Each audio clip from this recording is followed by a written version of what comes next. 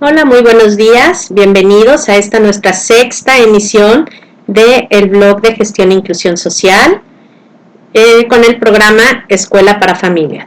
Los saluda Mónica Lara y estoy aquí acompañándolos con mucho gusto. El tema de hoy es un tema que tiene mucho que ver con la naturaleza de nuestro departamento, porque vamos a hablar de la inclusión. En este caso nos toca trabajar sobre las personas con discapacidad y su participación en el hogar.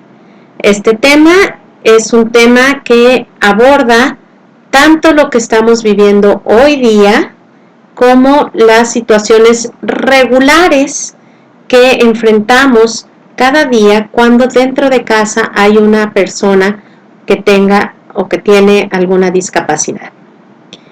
Es importante entender que no podemos hacer un estereotipo en el cual pensemos que todas las personas o todas las discapacidades son y se manejan de la misma manera.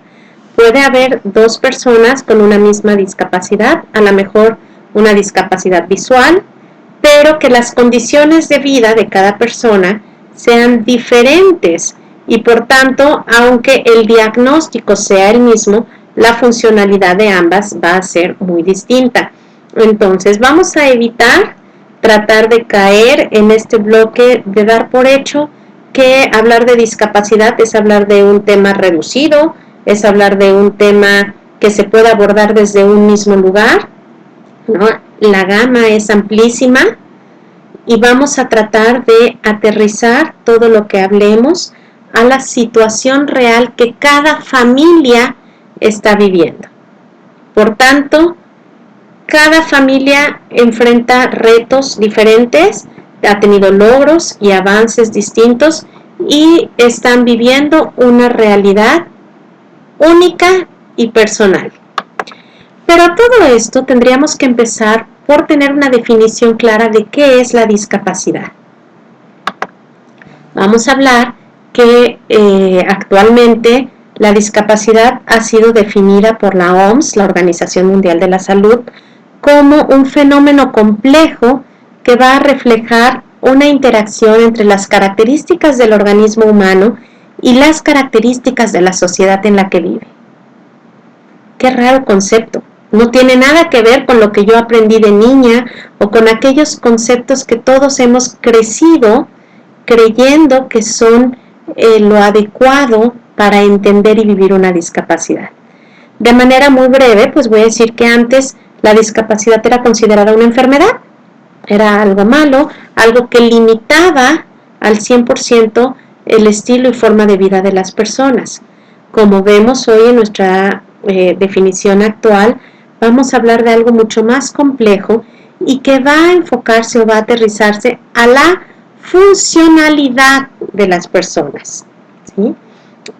Aquí vamos a mencionar tres pilares. El primero tiene que ver con mi estructura corporal. Obviamente, hablar de una discapacidad me lleva a entender que hay una o varias partes de mi organismo físico que no están funcionando o que no están presentes, ¿sí? Pero esto lo vamos a poder encontrar o identificar a través de un examen físico, donde está la limitación. ¿Es visual? ¿Es motora al caminar? ¿Es intelectual? ¿Qué tipo de discapacidad es la que estoy viviendo? Esta discapacidad va a traer como consecuencia la restricción de algunas tareas. Es decir, va a haber cosas que por su naturaleza y la naturaleza de mi discapacidad no voy a poder hacer o voy a poder hacer en una menor escala o de una manera diferente, ¿sí? Y esto nos va a llevar rápidamente a nuestro tercer punto, que tiene que ver con la participación en el entorno. Y esta participación ya es una responsabilidad compartida, tanto de la persona que vive con la discapacidad como de las personas que están en su ambiente. Pongo un ejemplo rápido de esto. Si yo tengo una casa de 3 niveles en donde para entrar a la cocina hay 4 escalones y tengo un familiar que está con una discapacidad motora en la cual no puede caminar y tiene que moverse en una silla de ruedas, yo les pregunto, ¿el acceso a la cocina es posible, sí o no? No en estas condiciones. ¿Cómo va a subir 4 escalones si no puede moverse por sí mismo y la silla de ruedas no la ha aprendido a usar en este sentido? Entonces, ahí hay una limitación, pero es una limitación que está favorecida por el entorno, ¿sí? ¿Qué quiere decir esto? Que si en vez de esos 4 escalones yo adapto una pequeña rampa, esa limitación ya no va a ser más una limitación para esta persona, y esta persona podrá acceder a la cocina y servirse un vaso de agua cada que lo necesite, ¿sí? Queda claro con esto cómo el entorno en el que vive la persona nos va a permitir tener mayor o menor desarrollo individual acorde a la participación que podamos favorecer, haciendo que el ambiente sea el adecuado para esta persona. Dije al principio que no todas las discapacidades son iguales. Empezando, vamos a hablar que hay discapacidades que son temporales, hay otras que son permanentes, que podemos hablar de una discapacidad motriz, toda aquella que tenga que ver con el movimiento en mi organismo, ¿sí? Vamos a hablar de discapacidades sensoriales, aquí entran la discapacidad visual, discapacidad auditiva, tiene que ver con los canales de percepción con los cuales yo recojo la información de la realidad y la integro a mi ser, ¿sí? Otro tipo de discapacidad es la intelectual, en donde podemos encontrar limitaciones importantes para realizar los procesos mentales, las funciones y habilidades mentales necesarias para la vida. Y también tenemos las psicosociales, que como su nombre nos dice, nos van a llevar a hablar de las relaciones que podamos tener, del desenvolvimiento y entendimiento del mundo social. Cualquiera de estas, vamos a hablar también de niveles, ¿sí? Porque hay niveles en el cual podemos ubicarnos en un nivel leve, en donde incluso podría pasar desapercibida una dificultad para caminar, pero la persona camina, una dificultad para comprender algunas cosas, pero funcionalidad en todos los otros aspectos de su vida, y entonces algunas pueden hasta pasar desapercibidas. Y de ahí vamos a ir aumentando el grado de dificultad hasta llegar a las discapacidades profundas, en donde sí se ve afectada el desarrollo cotidiano de la vida de la persona. En este sentido, pues lo primero que tenemos que visualizar, viendo la condición real de mi familiar y de mi entorno, poder ver qué tipo de discapacidad es la que estamos teniendo en casa, qué es lo que me va a impedir esta discapacidad, es decir, lo que realmente queda fuera de mi alcance, y qué es lo que sí me permite. En este qué es lo que sí me permite, tenemos que poner en especial énfasis en las oportunidades de aprendizaje y crecimiento que como familia también estemos propiciando.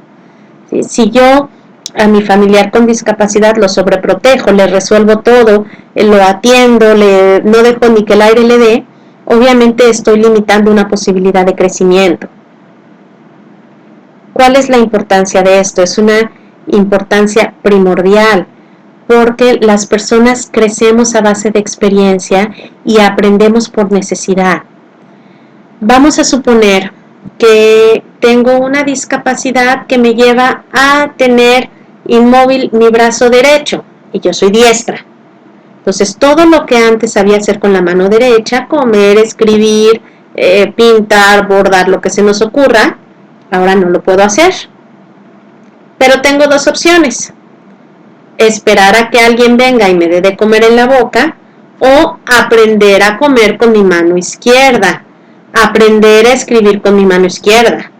¿Es fácil? No. Rápido tampoco. Pero tampoco fue fácil aprenderlo con la mano derecha, ¿sí? Hay un proceso, va a llevar un tiempo. pero entre menos hagamos por resolver la vida de las personas, les vamos a permitir reencontrar el sentido necesario, la necesidad que me lleva a despertar la motivación para estar mejor. Cometemos el error por emociones, por sentimientos, por la forma de ver, de entender a las personas con discapacidad como personas no capaces de tener una vida autosuficiente. Repito, vamos a hablar de niveles de discapacidad, ¿sí? Nos atrevemos a decir por la experiencia que tenemos en el centro de trabajo que muchas personas tienen capacidad mayor a la que han desarrollado actualmente y que aquí se da una complicidad entre el sistema familiar y el paciente.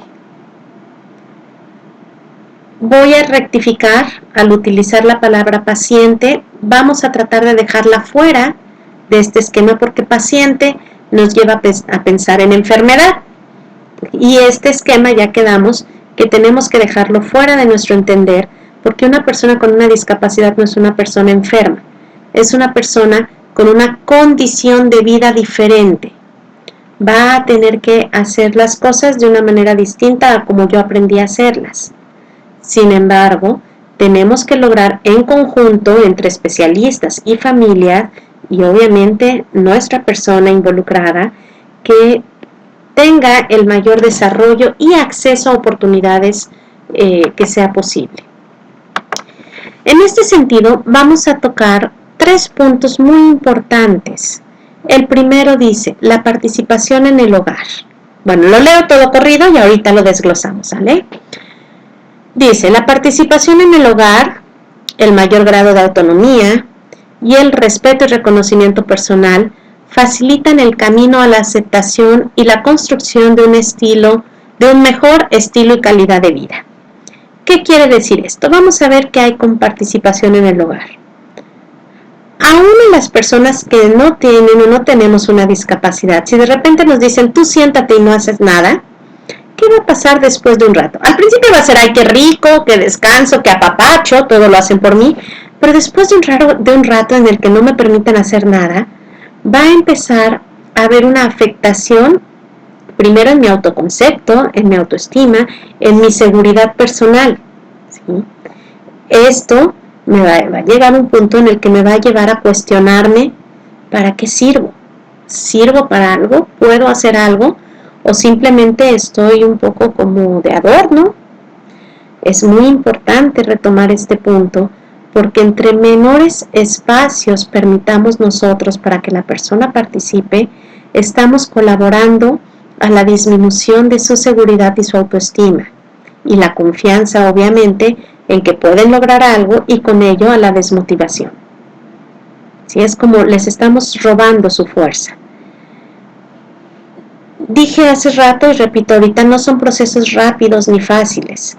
A lo mejor para lograr aprender a comer con la mano izquierda va a pasar 1, 2, 3 meses. Y en esos 3 meses va a haber muchos platos de sopa en el piso, muchas camisas manchadas y muchos desastres que atender, sí.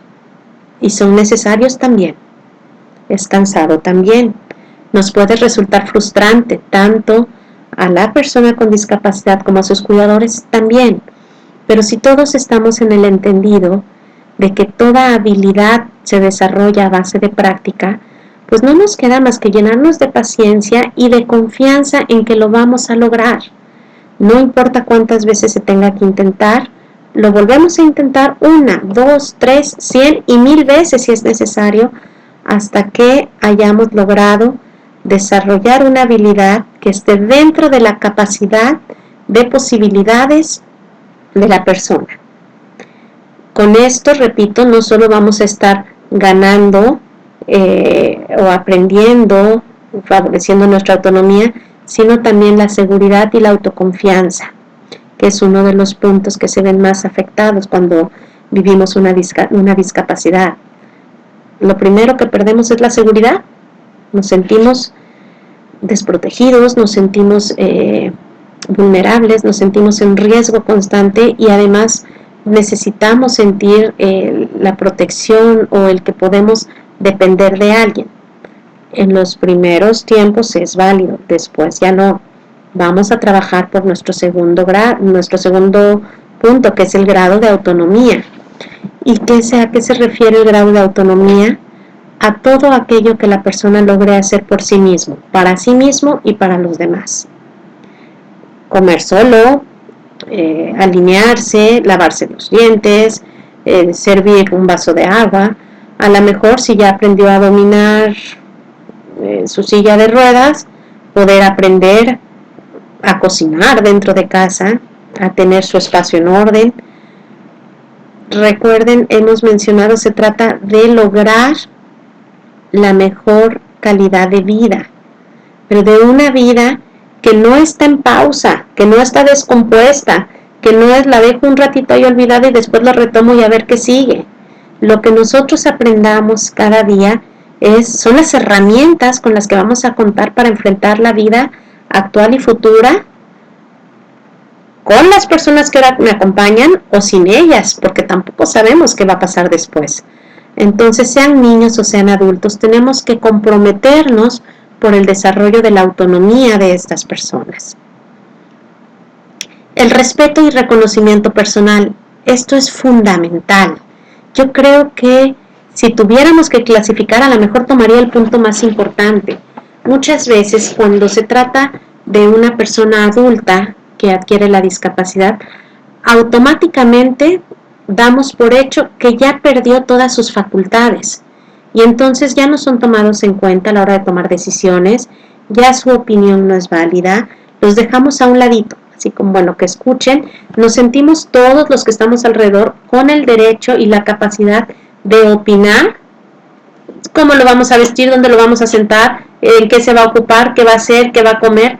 Todo lo decidimos por la persona y con esto las nulificamos, las hacemos transparentes. Entonces, haber perdido una habilidad para algunas tareas en específicos no disminuye el valor de la persona, no disminuye su capacidad para pensar, para decidir.